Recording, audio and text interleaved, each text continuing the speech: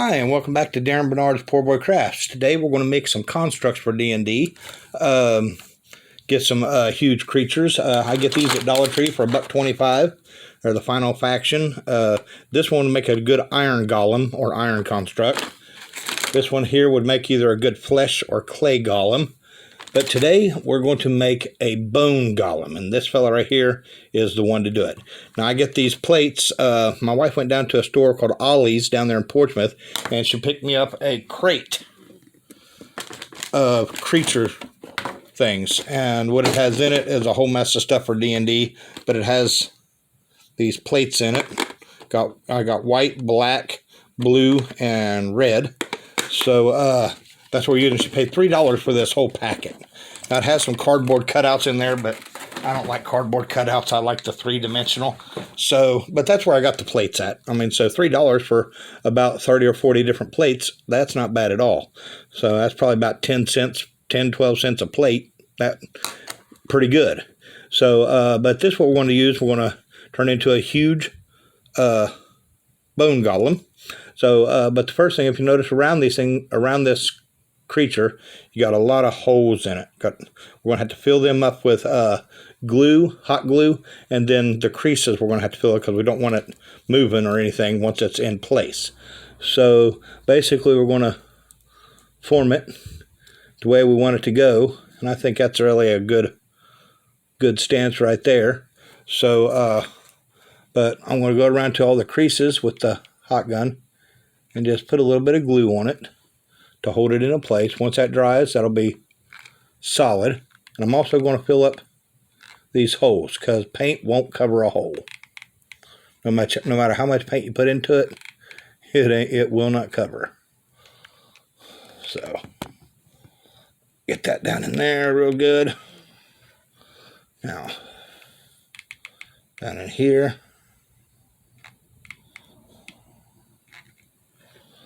Around the back.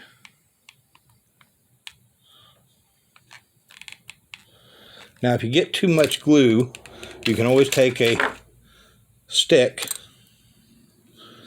and smooth out the hot glue. Because remember, that stuff's hot. You don't want to touch it because it will burn you bigger than anything. Okay. Now, we got some holes in the back here to fill up. Just like that. There we go. Want a little bit more glue right there.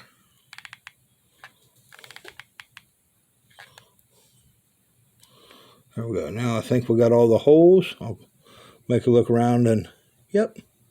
All the holes except on the bottom, but that ain't going to matter because it's going to be stuck to the base there. Okay.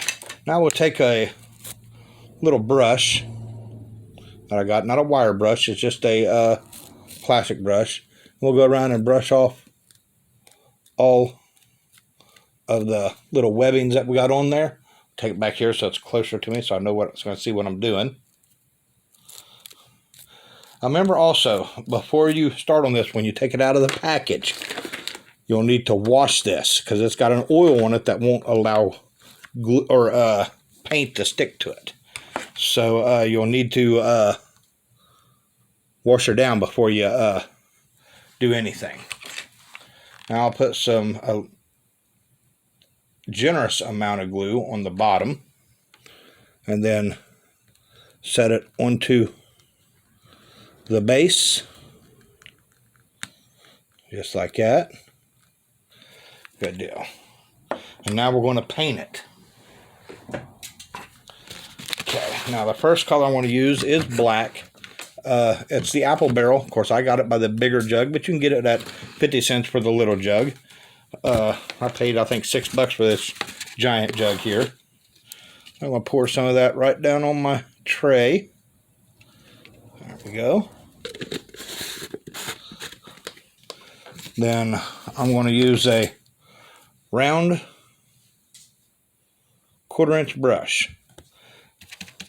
So that I find one of these can get down in the crevices really good, just like that, and covers exceptionally well. I'll do that. I'll be right back after I get her painted. Okay, there she is. She's pretty much dry all the way around.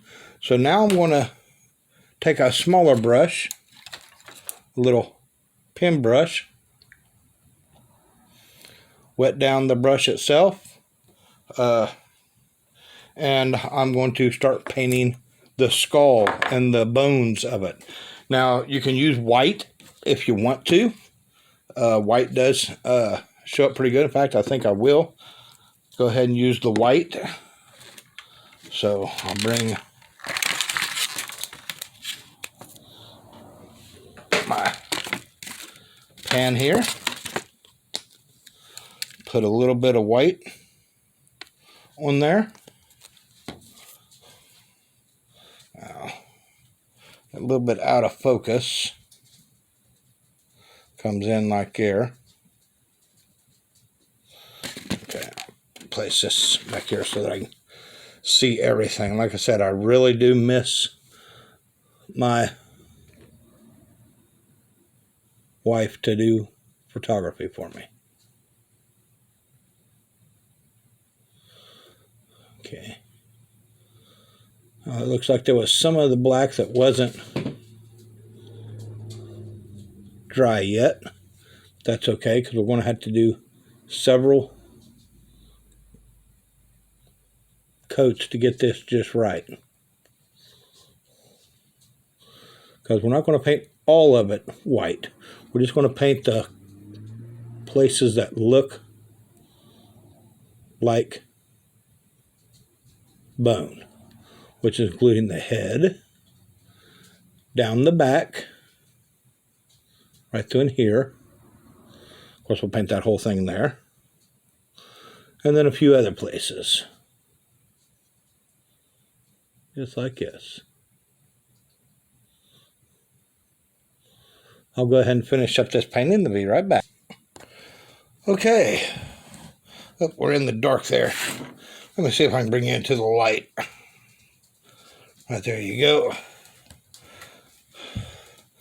You got the white on there. During the nighttime or during the afternoon time, I ain't got good lighting in here. But got all the white around. Now every once in a while, let's see if I can get in there. You might have to take your little brush, a little bit of black paint, and kind of tighten up your coloring. Kind of make it look like you stayed inside the line, so to speak. Like that. There we go. A little bit more black paint in a few spaces to kind of clean up your work area where you painted.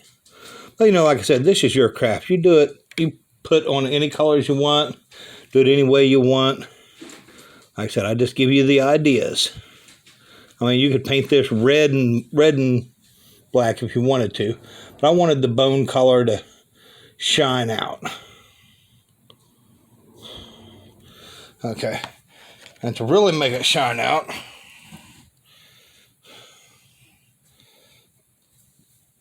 we're gonna have some better lighting here. Let me see.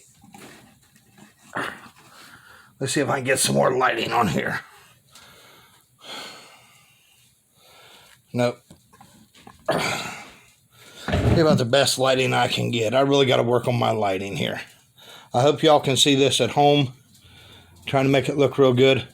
Now I'm going to use, I got some pale daffodil, and I'm going to use it to age the bone. And the way I want to do that is I want to take my brush and just dab it a bit.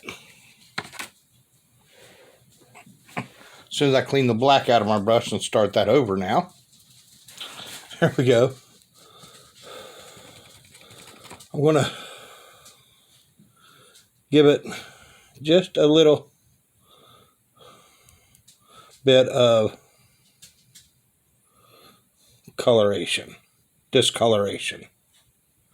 Just kind of dabbing it on the bone a bit. Like I said, I ain't done a lot of it, just a little bit. Just a little bit of coloring. There we go. Now the hair there, I'm actually going to paint it red. Put a few more colors into this. The more colors you got, I think the prettier it looks. To a point, it can get gaudy, but to a point, I think that color scheme will work.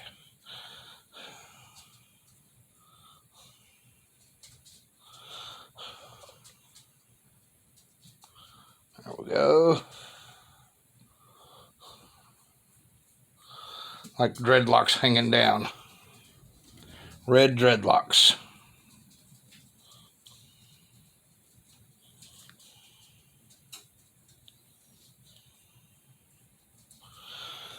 Just like that. Like I said again, I don't know if you can see them colors or not.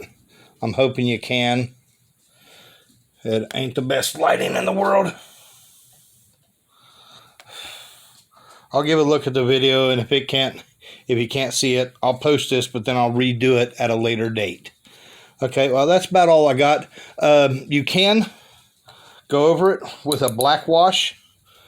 Basically, it's a little bit of black paint and a lot of water, a little bit of oil. And for that, I would suggest a fan brush. Something, just put a little bit on there and just brush. Kind of will bring everything together.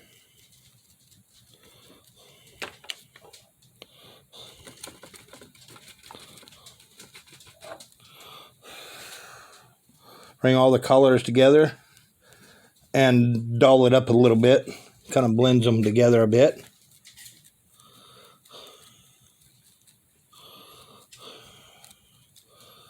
There we go. And if you wanted to put some rocks around the foundation, just glue them in, and that's no problem. That's just, I mean, it's all yours. So if you like what you see, hit that like button. Remember to subscribe if you haven't already subscribed, and I'll see you on the next one.